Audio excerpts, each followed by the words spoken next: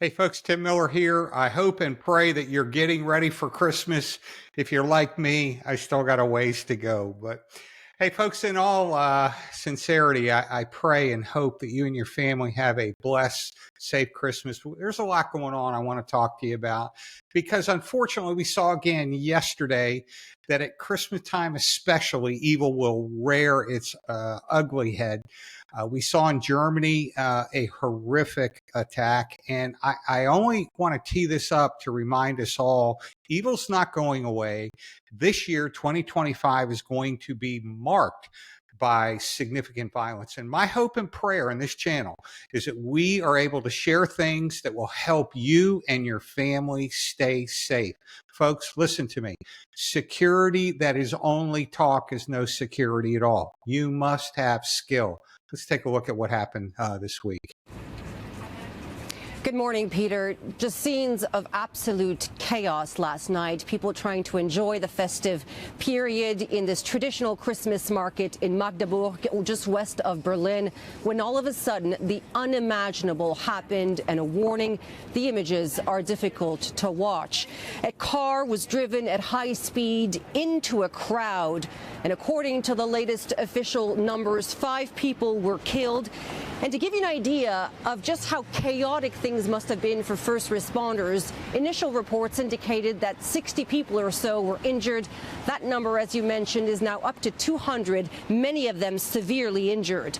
Now, in the past hour, the Chancellor, Olaf Scholz, was at the scene, and he promised that no stone would be left unturned. The car that was used in the attack was a rental, and the man behind the wheel is now in custody. And Peter, here's what we know about the suspect. He's a 50-year-old man from Saudi Arabia who came to Germany in 2006 at the age of 32. He worked as a doctor in a nearby town and is believed to have acted alone. Police were searching his home overnight. And I should mention what the Chancellor also referenced, that this is almost 8 years to the day that a man pledging allegiance to Islamic State plowed his car into a crowd at a Christmas market in Berlin, killing 12 people, injuring dozens and dozens more. Already a traumatic time for so many people in Germany. And now this. Folks, remember, evil runs in packs.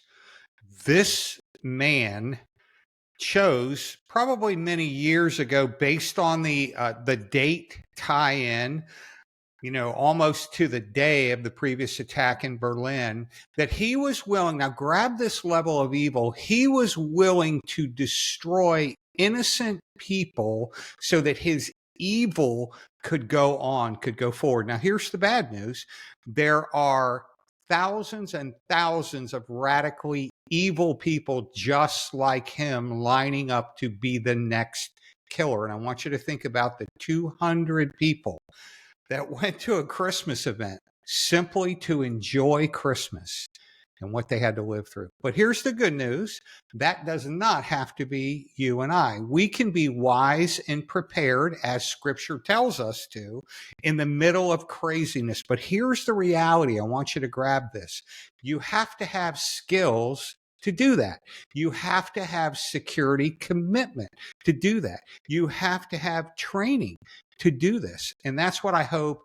I hope this channel inspires you to be, like my friend Chuck says, the safest, that wherever you are, people are safer because you're there. And so let's talk about just a couple things very quickly today that's going to help you stay safe in the holidays. And folks, please share this with everyone you know. I sound like I'm advertising. I'm not.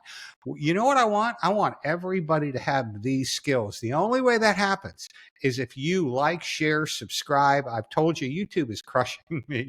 I get very, very few views these days, and it's sad because everybody needs the information. But remember, please remember, what you get here today, if you put it into practice, I know that from the Marine Corps, I know as a police officer, I know as a Secret Service agent, these are not things that I just throw out there and theoretically say, as I hear others do on YouTube, you should do this, you should do that. These are tied These are tested and true things that if we do, we will be safer. So let me just be very clear. We're going to run through some things very fast, some of which I've already covered. Some I'm going to cover in more detail in the days ahead. But remember, and I've shared this with you before, 90% of what you need when that stuff starts going crazy is right here. Preparing, training, and practicing, rehearsing your mind for a crisis is huge. I am, again, not talking paranoia. I'm talking wisdom and preparation. One of the most important things you can do to train your mind is when you go into situations, say, what would I do if? Think through it. Let your mind begin to prepare a plan. We've talked about how the brain works. We train this all over the world. How your brain and your body work together in a crisis. So number one, you've heard it many times. If you want to be safe, you've got to be alert and aware to this, what's going on around you. So what does that mean? Practical situational awareness. What does that mean? It means that we don't have a phone all up in our face, that we are alert, aware, we're pivoting, we're watching. Remember the 4 things I've talked to you about before. You're looking wherever you are. And even in this case, where are the exits? Folks, if you got to get out of there. Now, this happened in quarter seconds where a vehicle was ramming 200 people. Well, there were barriers there. Could you have gotten to the other side? Would you have kept your family to the right or left so that you could jump over those things? But we have to stay alert to where the changing entrances and exits are. If you're at an outdoor event, where could you go to get out of the way of crowd stampedes and those kinds of things? Remember, too, that if you identify them, make a mental note. Say, okay, this is where I would go right now. And folks, you can enjoy yourself. Your brain is a wonderful thing. It can handle a lot of information. You can be situational aware and still have a conversation. Be mindful, number one, of where your exits are. Number two, be very mindful of what people are doing around you. Oftentimes, these kinds of attacks are preceded by suspicious behavior. People just watching, people's body language just making you go, ooh, that's not right. Pay attention to that. Again, ask yourself, what would I do if? Number one, exits. Number two, be aware of what people are doing. Number three, we're being aware of cover and concealment. We heard this from Jeff last week on our podcast. Folks, if you're in the middle of what happened at Las Vegas and you have quarter seconds to decide, you may need to know where cover and concealment are, as Jeff did. If you haven't watched that video, like, share, go back, watch it, because he practiced all this stuff in the middle of gunfire where hundreds of people were shot and many killed. So number three, you're paying attention to what people are doing around you. And then number four, you have a plan. You're thinking through, okay, what would I do if to get myself and my family out?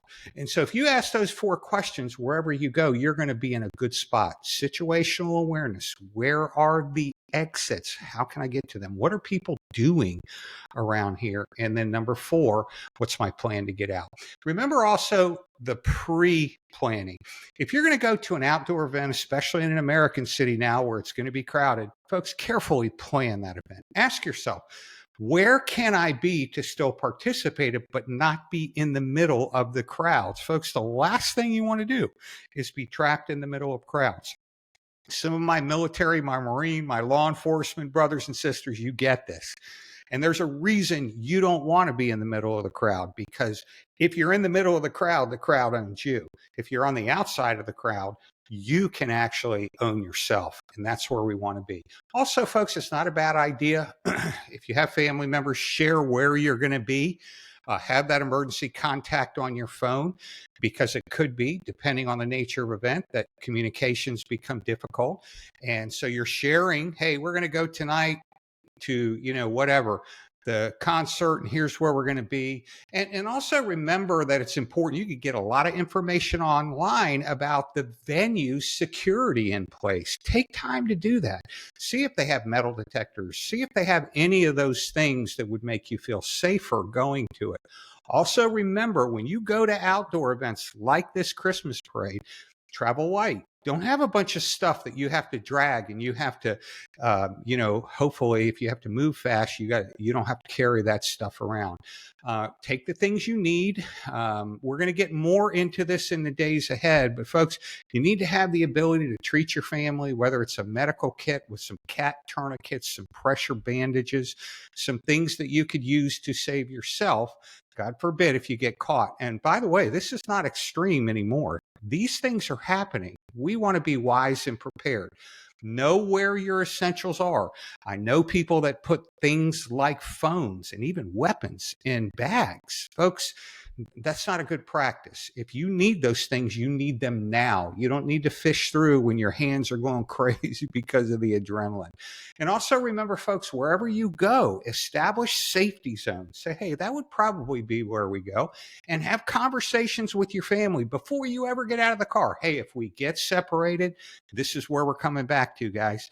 This is where we're going. Oh, by the way, our emergency contact is Aunt Louise. Call her because she'll be the point of contact if we can't we can't connect right away. Also, remember, it is huge that as you're sharing your location with that trusted friend, and I mentioned that on either your find your location, there are many apps you can do that. That's huge because you may be in a venue, but nobody knows where you are. Let that trusted friend get connected with you on WhatsApp, Find My Friends. There's a lot of different ones out there, but that way they know where to send help to.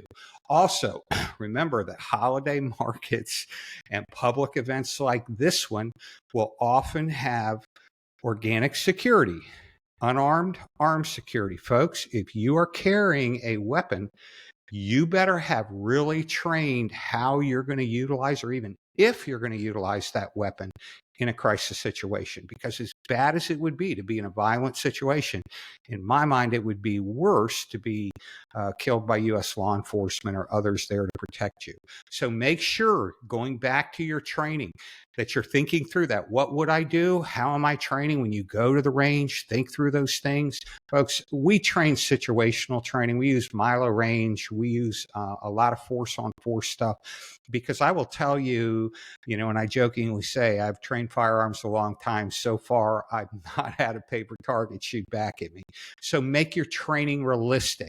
Wherever you are today in terms of your training, self-defense training, weapons of various kinds training, range time, situational use of force, make sure you're going up to the next level.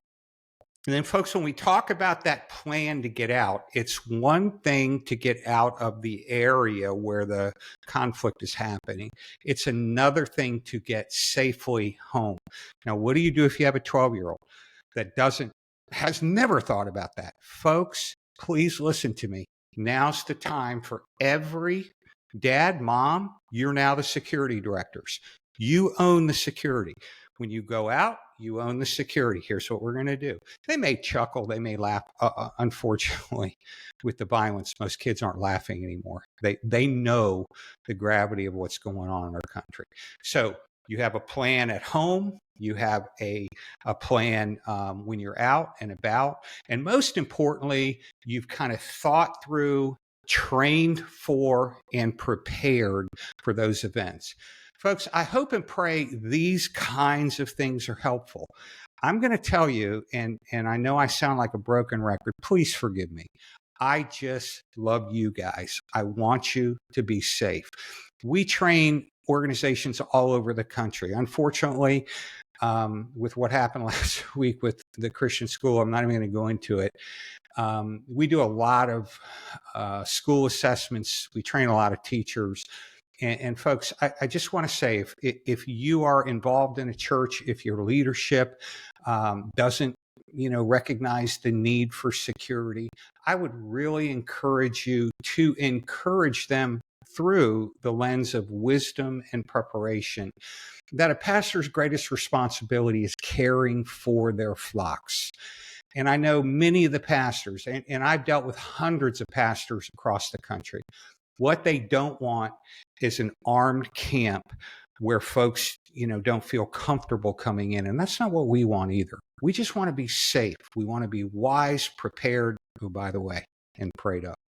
I hope this is helpful for you folks. Please like, share, subscribe. I can't just beg you enough. I'm really seeing a huge drop in my viewers, and I know some of it is because conservative channels are suffering. I'm hoping and praying in the days ahead that the media opens up and we can have conversations. I never can understand why topics like what I'm doing are somehow not considered important, because I know that you believe and I believe that every life is valuable.